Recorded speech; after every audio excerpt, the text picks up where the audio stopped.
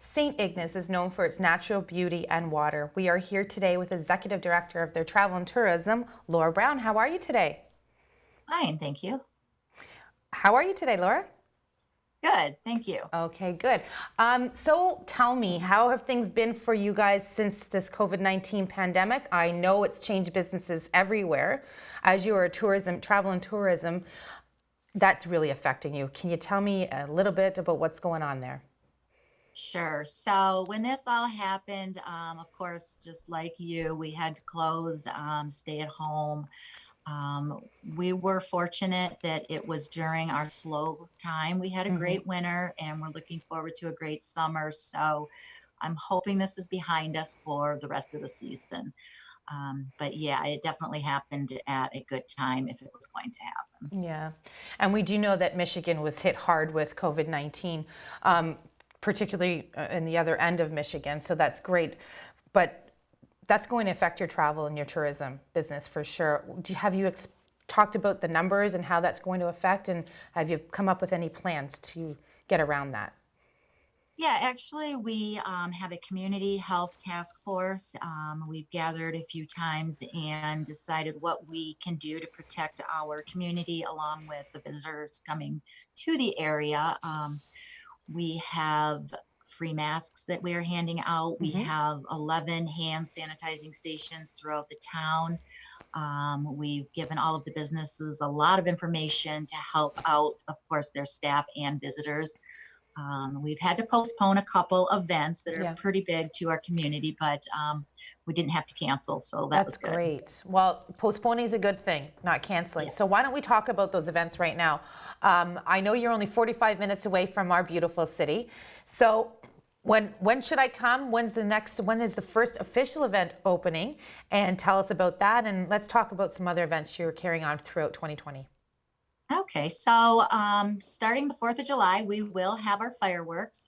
We'll have fireworks every Saturday night through Labor Day. We also have movies on the bay every Sunday night. And we have nightly music here in St. Ignace, and that will all start right around the 4th of July. Okay. And our first event won't be until the end of July, and it'll be the Beauty and the Bridge. So we have Porsches from all over the country come up and travel across the bridge. And along with that, we'll have a Blues and Brews festival right downtown on the water.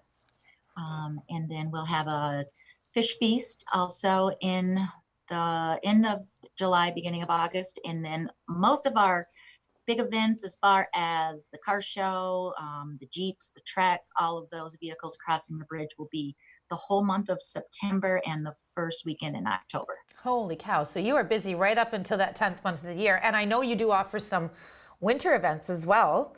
Oh, yeah. You did the golfing on the ice this year, I believe. Yep. Yep. Yeah, so you're busy. You're busy 12 months of the year. I'm really happy that you're able, like we said, not to have to cancel these events, but to postpone them. How many numbers do you typically expect throughout the summer?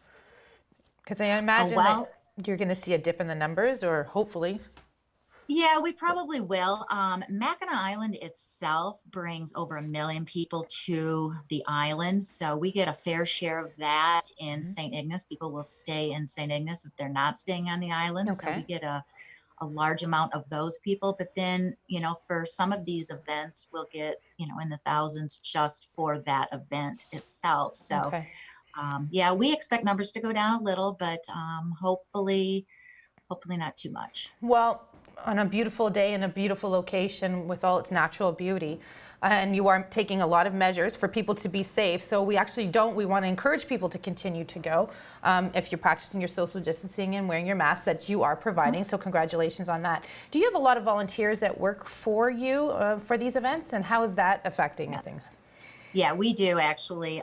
Part of our bureau is organization called the Events Committee, and we meet every week, actually Thursdays Uh huh. at noon. And there's a large group of volunteers from restaurants, hotels, just retired people that want to help out. And we really haven't seen anyone afraid to continue to go to the meetings and offer their help with the event. So that's good. Well, that's great, and I was hoping you would answer that. So, you're obviously It's an events that people want to go to. There's volunteers who are loyal, and no matter what the pandemic is showing, congratulations to you, and we wish you all the luck in the world for the summer events. Thank you. Okay, have a great day, Laura. Nice to speak with you today. You too.